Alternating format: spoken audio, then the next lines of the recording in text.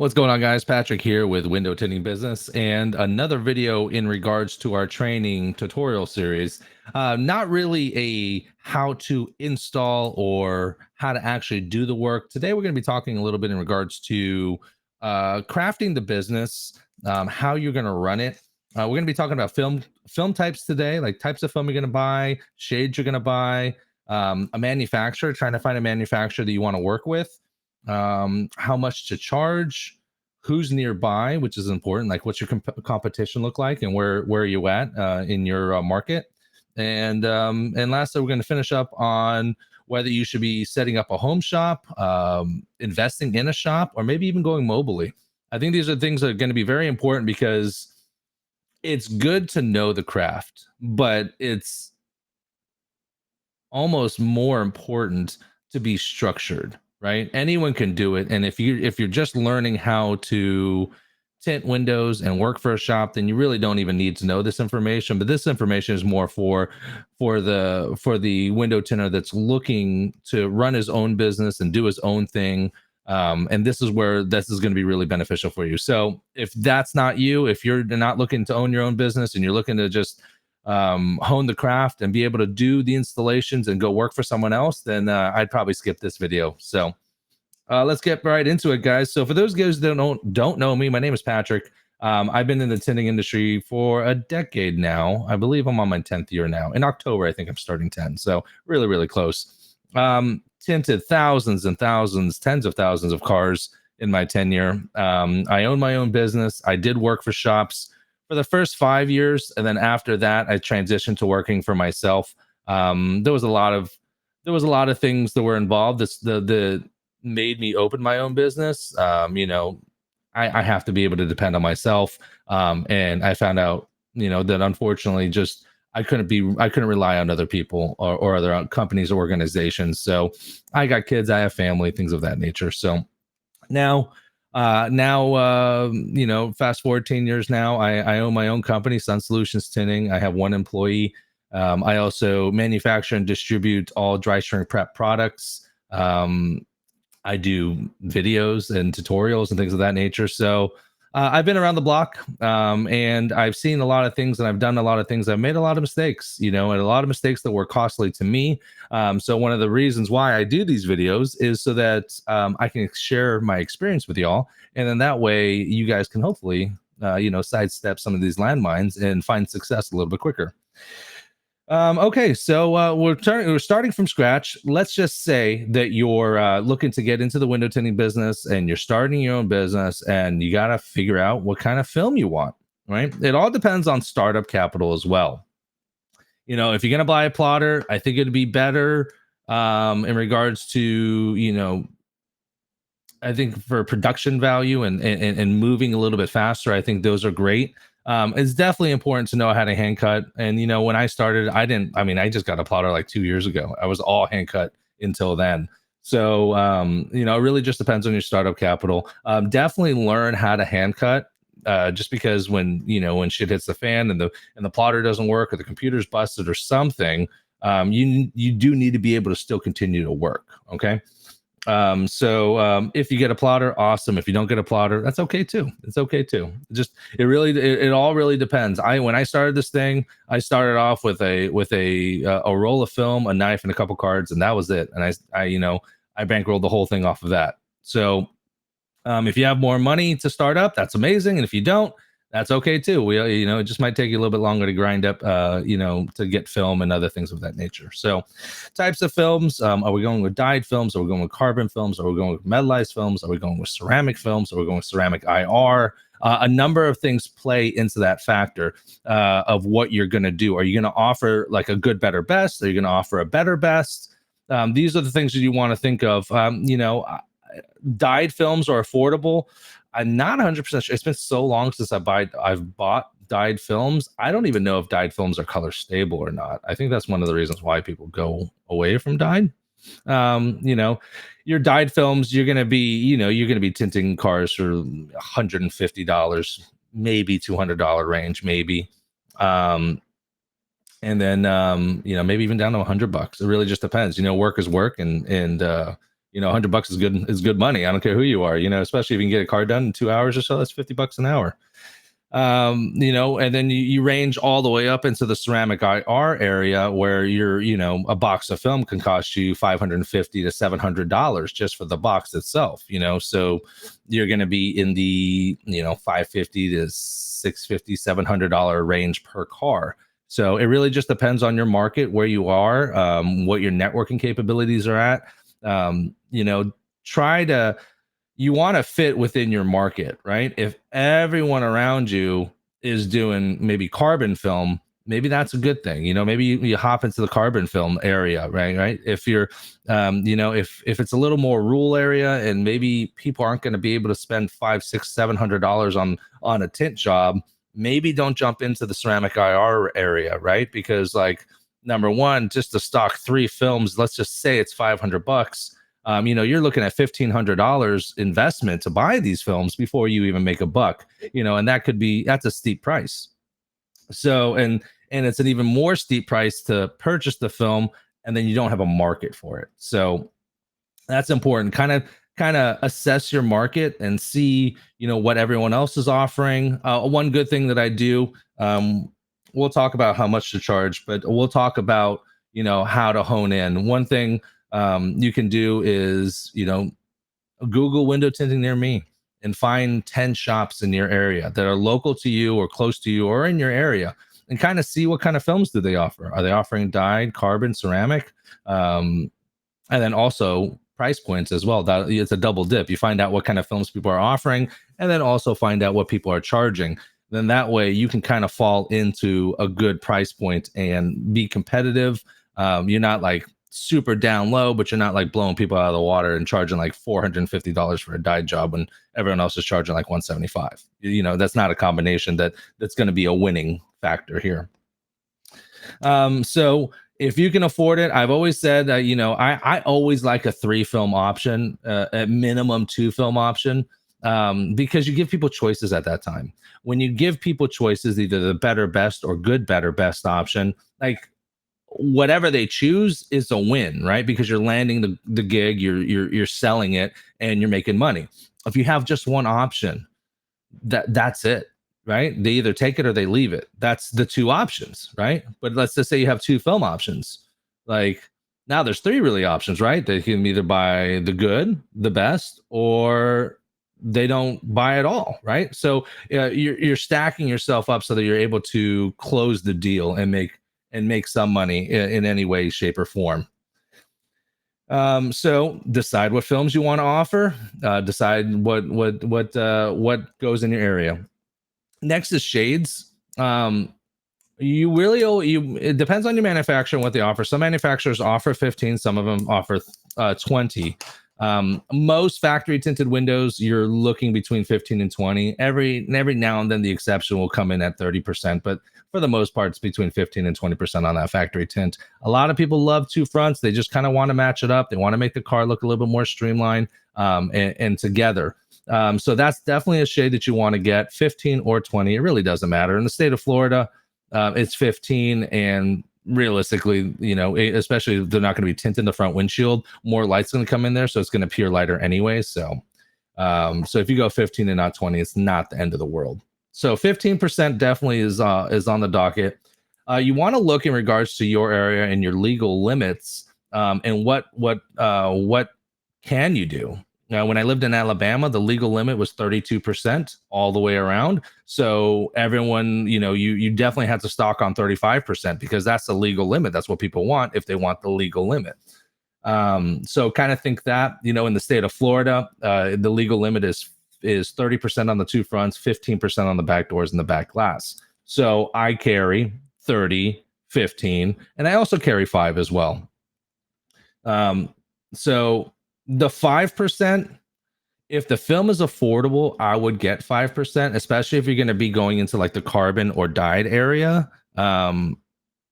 It's so affordable at that point. I see a lot of people getting a lot of 5%. What you won't see a lot is of like ceramic or ceramic IRs getting 5%. Number one, those film boxes are not cheap. You're looking, you're probably looking $350 to $700 depending on the manufacturer, and there's just not a lot of demand for it. So I would say you'd be good with a with not getting 5% on the higher end stuff. If anything, I would invest in lighter shades, so that you can start doing windshields. So if you're in the dyed area and the carbon area, like the middle ground and below, I would say definitely get the legal limits, right? Get 15 or 20s just for those people that kind of want to match up that factory tint, and get 5%, you know. And you can just start off with one roll, keep an eye on it. Um, and when you start noticing that maybe the box is getting a low, order another one. What you really want to do to kind of stack yourself so that you avoid um you avoid running out of window film is I usually get 2 boxes, right? So let's just say I was doing a dyed film at 5%. I would actually get 2 boxes. I would leave one box on the shelf, and I would have a live box, the box that I'm working with. And then that way, when that film runs out, I don't have to keep an eye on the inventory. It's just there, right? So when it does run out, boom, I got a second box on the shelf. So I will now purchase that. I will get that box, and then that will be my cue to purchase another box. So I'll always have a live box and a backup box. It's silly to, not be able to do a job because you ran out of film. That doesn't look very professional, and it doesn't look very good. Same thing with like, if you lose your auto bulldozer, you break it and you don't have another one, and you can't complete a job because you don't have a $15 tool, and it's going to cost you $200 in a tint gig, like that's silly, right? So prepare yourself accordingly. That's always been the best case for me, having a live box and then a backup box. And even if you don't have the money, because window tinters get into this, where like they run out of film, but like they didn't think to put money back. They're taking the money and they're paying themselves, and they forgot to put film costs back, right? So this, if you have the 2 box system, is that once you dip into that second box, like the first car, just take the proceeds from that and go buy another box, and then that way you always have film. Now, when you're going into the ceramic options, ceramic IRs, like I said, I wouldn't purchase a 5%. I would get that 15 for sure, and then I would get your legal limits.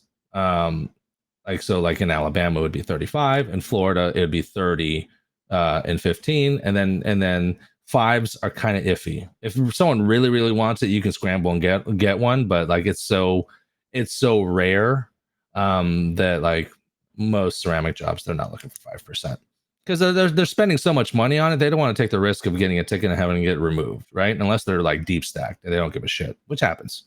But instead of getting 5%, I would probably get 50%, and then also a clear, and then that way you can offer windshield options. A 50% windshield is a very very light shaded tint. It's so discreet that you can't really tell that it's tinted. It just kind of looks like the car is kind of dark, maybe black interior, things of that nature.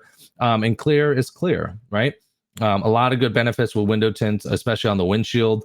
You can close the circuit. If you're tinting the sides and the back, you add the windshield. Now you're closing the circuit, and you're maximizing the amount of heat rejection coming into the vehicle.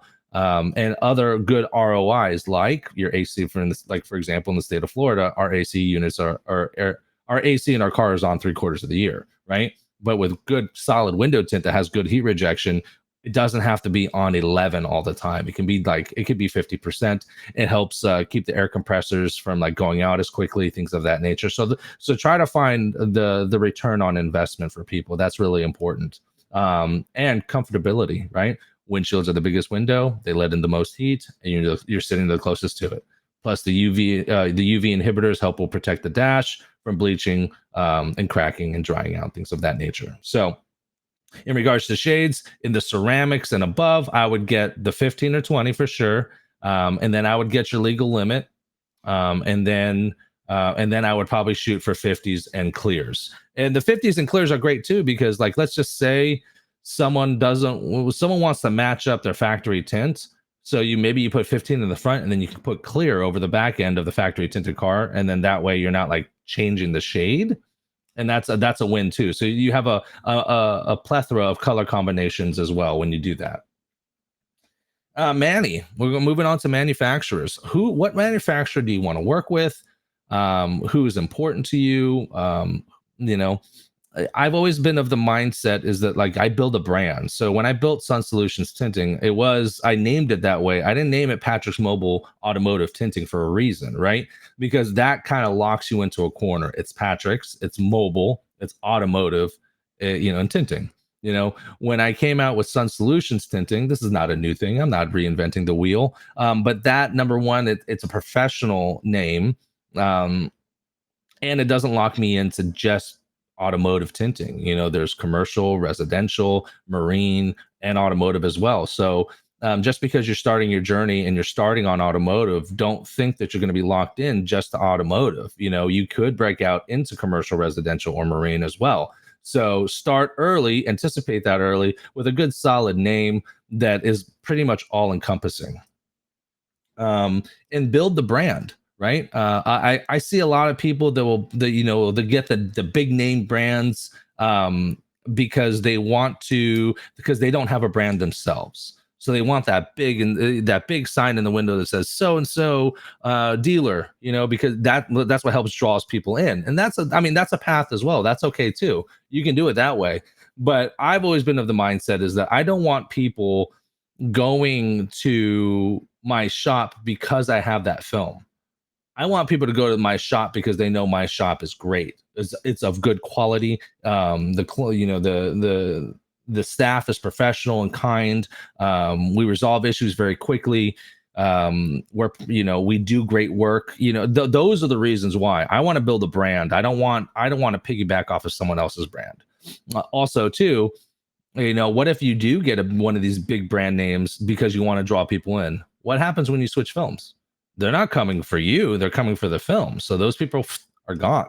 So think about building brand and not building, piggybacking off of someone else's brand. I mean, you can do that if you want to do that to get started. Like you can still kind of have it, but that wouldn't be like my all encompassing focus. Like, oh, we have the tint from so and so, all hail so and so. Like, it's just like, yeah, we carry that.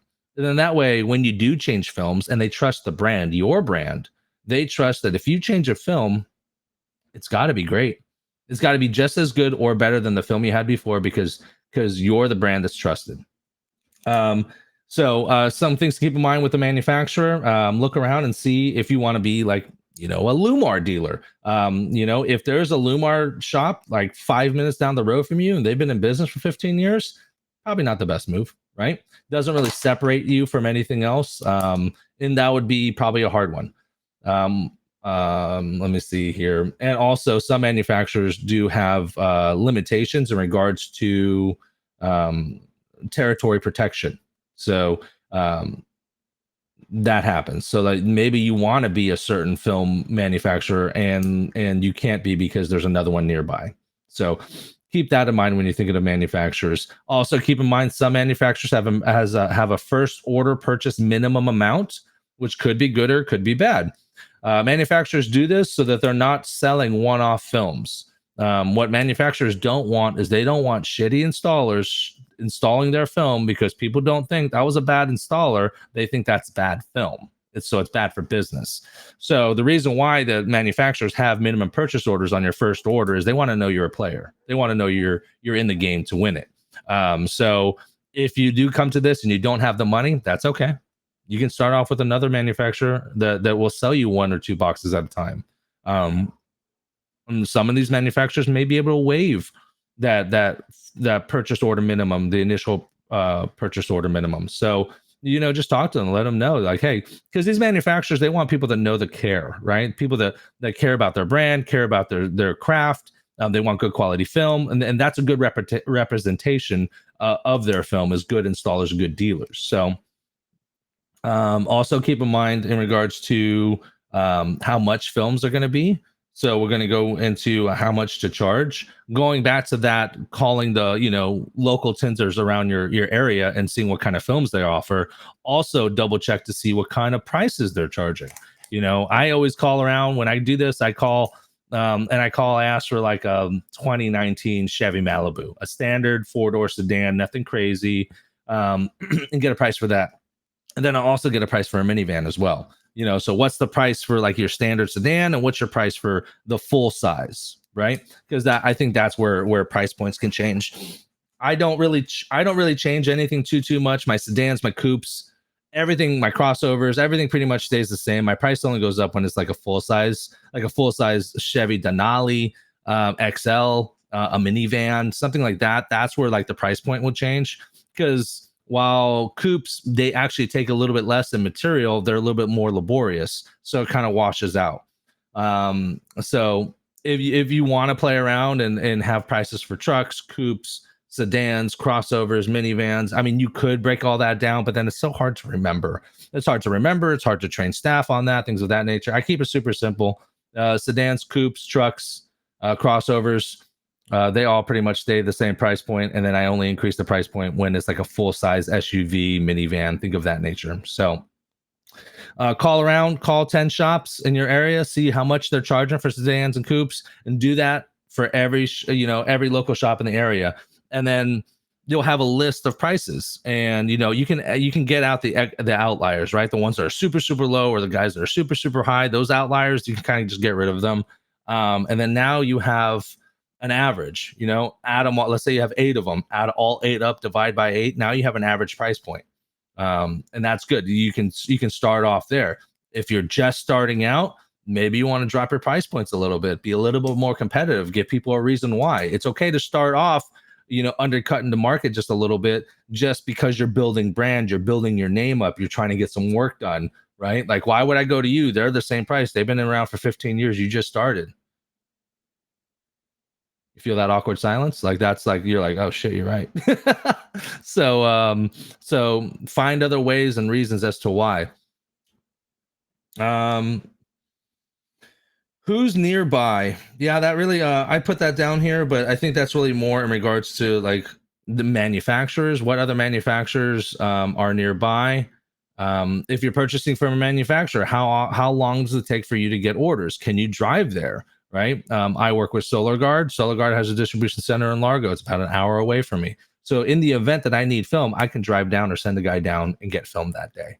If I was working with another manufacturer, let's say someone that's like based out of San Antonio, that may take me a business day or two, and I might be in a pinch, right? Maybe I'm not a great planner. That business day or two could crush me, right?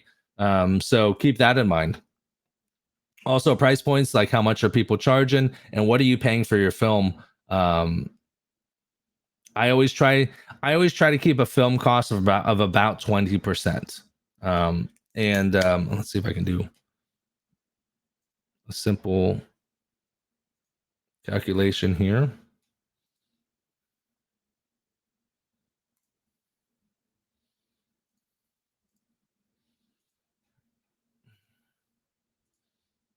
All right, so we got a calculator here. So let's just say a box costs us $200, right? And let's say a 40-inch roll, it's a 40 by 100, is a full thing. That's 333 square feet. So you take your price divided by the square footage, and it's 60 cents a square foot. So if you want to double check, that is 0.60 times 33 should get you 200. 333, excuse me. 60 times 333, you get you to 200. So your film costs is 60 cents per square foot, right? So our average car is 33 square feet, or 11 linear feet off of a roll. It's going to cost you about $20 to in film costs, right? So how do we determine how much we want to charge for that if we want 20% film costs? You take your square footage amount that you're paying out the door, and then keep in mind that's taxes, that's shipping costs, everything, whatever it costs you, not just the film, but like, look at the invoice. How much did that, from purchasing to delivered, how much did it actually cost you? So maybe a box of film was $200, but then they added a $27 shipping fee, plus you paid $14 in taxes. So now that $200 box is actually $241. Divide that by 333, and you're looking at 72 cents a square foot. You see how quickly numbers can get thrown off. So think of all encompassing. How much did that film actually cost you to get delivered and sent? Okay, so let's just say that this is the situation. It's $241 for the box, and it costs you 72 cents a square foot. So at 72 cents a square foot, what we're gonna do is we're gonna divide, and we're gonna divide that by the percentage of film that we want. So let's just say we want a 20% film cost. 0.2 equals $3.60. So if you want to be able to have a 20% film cost, then you need to charge $3.60 per square foot. And then on the average, there's 33 square feet in this typical sedan. So you could charge $119, and that would give you a 20% film cost, right? So you take that 0.8, which would leave you a profit about $95. So, and this works with anything else. 0.72. Let's say you wanted to have a 15% film cost. Divide by 0.15, the percentage. Now you have to charge $4.80 a square foot. All right. Now, just because you want a 20% film cost, and like you're gonna crank out like $120 for a car, and maybe everyone else is charging $200, that might be a little too much of a cut. You're giving away the farm, as they say, in that scenario. I wouldn't go too much. Like, you want to give them a deal, but you don't want to give away your services. So cross-reference that with what what the market will bear. I always teach people how to find out what their film costs truly are, how much it costs them per square foot, and then how much should they be charging per square foot if they want an X amount film cost. These things are very, very important.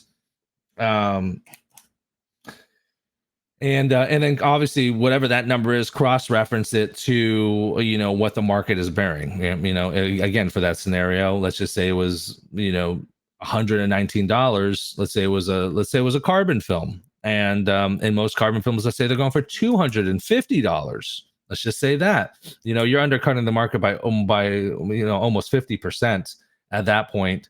Or at 50% or more than 50%, that's just too much, right? You're putting too much on the table. You're leaving too much off the table. You're not making enough money on that deal. So I would probably boost it up a little bit. Maybe charge $225, $220, be $20, $30 cheaper than someone else. That is a good route. But just a little bit more, but not crazy. Not crazy. We're trying to establish good business. And if you go, and especially too, if you're starting off low, it's hard to like almost double your prices. You'll scare your clientele away, so want to start off maybe a little bit of a discount. Let them know you're getting a discount off the rip. Normally we do it for $250, but we're doing a grand opening special right now for $25 off. Say something like that, right? So that they know that they're getting a deal, but the real price is $250, but they're getting a deal, right? So then that way that they know the price has always been $250. We didn't up our prices. We just got rid of the deal. And that looks better than being like, oh, you guys raised your prices by $30. Oh, geez, I might have to shop around. People are real finical. And last but not least, where are you going to operate out of? Are you going to operate out of your home, like a home garage?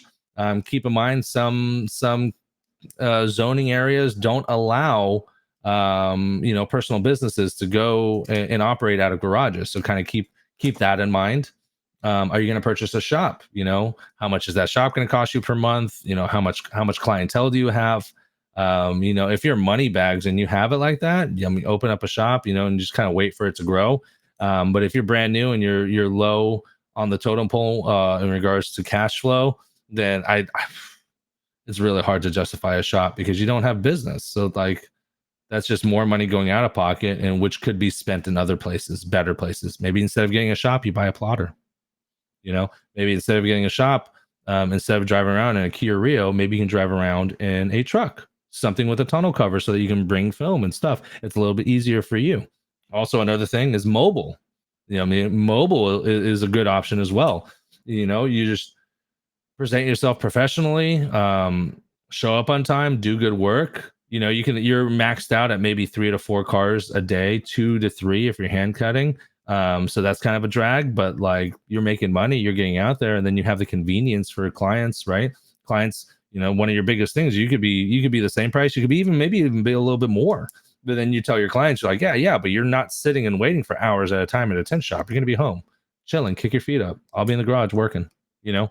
So good options on all of those. But definitely some stuff to think about. This is not this isn't like the how to. This is more of like, for everything that we talked about, is just keep these things in mind, because everyone's scenario is going to be a little bit different in regards to cash flow, experience, their goals. What do they want to do? Are they just trying to be weekend warriors? Are you trying to start an empire? Like, what is it that you want to do? Do you want to just be a window tinter?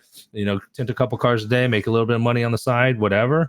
Those are totally up to you. These are just guidelines, when you're starting to think about, what films to offer, what films to take in, and things of that nature. So hopefully this video was helpful. If you guys liked it, make sure to give it some love. And if you guys have any questions or concerns, shout outs, criticisms, feel free to comment below. And good luck on your journey. More training and tutorial videos to come, and we'll see you soon.